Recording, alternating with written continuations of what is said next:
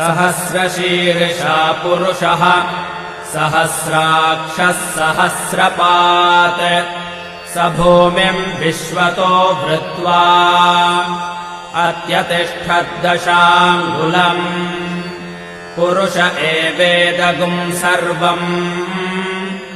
यद्भूतम् यच्च भव्यम्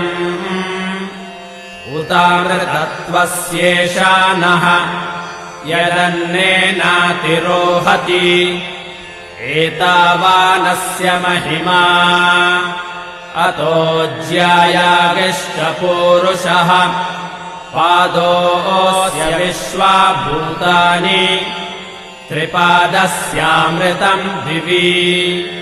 त्रिपादोर्ध्व उदैत्पुरुषः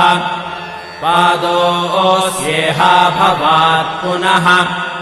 ततो विश्वम् व्यक्रा